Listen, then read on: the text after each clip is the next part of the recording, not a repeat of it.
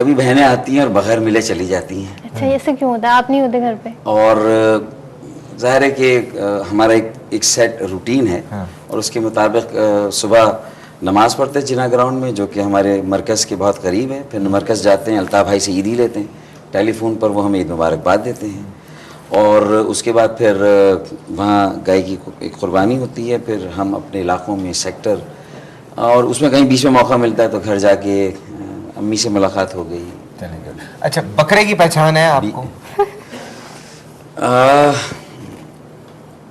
बहुत मुश्किल सवाल है ये, है ना? हाँ, बकरे की कौन सा बकरा पूछ रहे हो? हाँ, देखिए, मैं भी ये कहने वाली मेरा थी। एक सिंपल सा सवाल है। अगर बकरे की पहचान की प्रैक्टिस हो तो फिर इंसानों की पहचान भी हो सकती है। ये बात ये बड़ी अच्छी है। अभी तो मेरे ख्याल में पहले बकरे की भी पहचान। अच्छा, बकरे टहलाए वैसे आपने कभी, मतलब बचपने में ऐसे? क्यों नहीं टहलाएंगे? सबका बचपन एक जैसा ही होता है। जरूरी होता, मतलब बकरे ही नहीं टहलाए, बहुत सारी चीज़ों को टहलाया है, बहुत सारी चीज़ों को गोल किया है। मतलब आपके सवाल का जवाब नहीं मिला तो उसे भी टहलाया है। अच्छा, कोई सियासी यादगार ईद? यादगार सियासी सियासी सियासी मतलब सीरियस साइड पे, लाइटर साइड पे? Sir, it's up to you. It's up to मी।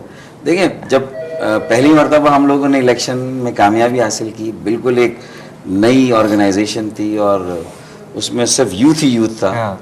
और 28 साल की उम्र में कायदे तहरीक अल्ताफ़ भाई ने मुझे कराची की चाबी सौंप दी थी। हाँ जी, मेयर बने थे आप। That very young age. तो मेरे ख्याल में वो अपनी जगह पे सिर्फ मेरे लिए नहीं बल्कि मेरी पार्टी के लिए भी पहला पब्लिक ऑफिस हमें मिला था, हमारे लिए पहला चैलेंज था। एंड फ्रॉम देन ऑनवर्ड्स, वहाँ से अब तक अगर सफ़र देखें तो एक मोहल्ले से मेन स्ट्रीम में आना तो एक इर्तकाई अमल है। और बहुत सारी फिर और यादगारें हैं। सही। लेकिन वो मेरे ख्याल में एक हिस्टोरिक डे था। अच्छा आबिद भाई, ईद के दिन सबसे अच्छा वक्त कौन सा लगता है? नमाज पढ़ के आके सोना।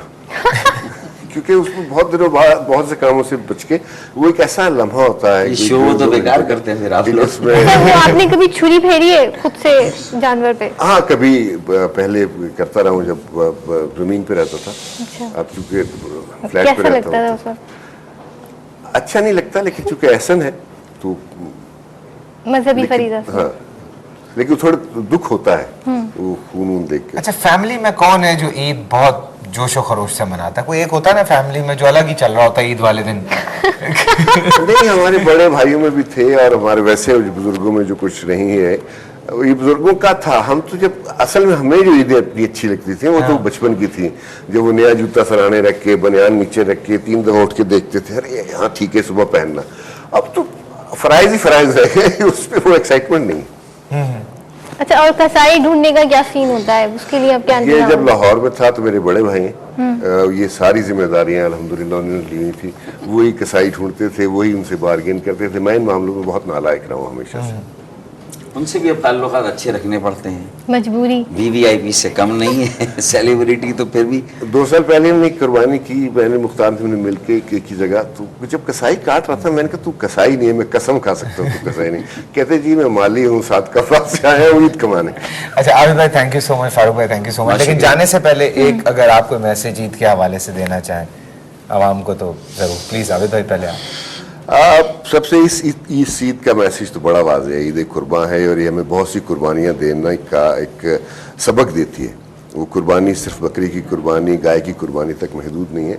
अपनी ख्वाहिशात की कुर्बानी, अपने फ़राइज़ की अदायगी और कभी कभी अपने हुकूक की भी कुर्बानी, ताकि हम एक मुआशरा बन के हम आगे बढ़ सकें। और मेरी दुआ यह है कि अल्लाह इस मुल्क को तालीम दे, डिसिप्लिन दे। कायद के जो 3 फरमान थे, यूनिटी, डिसिप्लिन, फेथ, उन पे कायम रहने का मौका दे।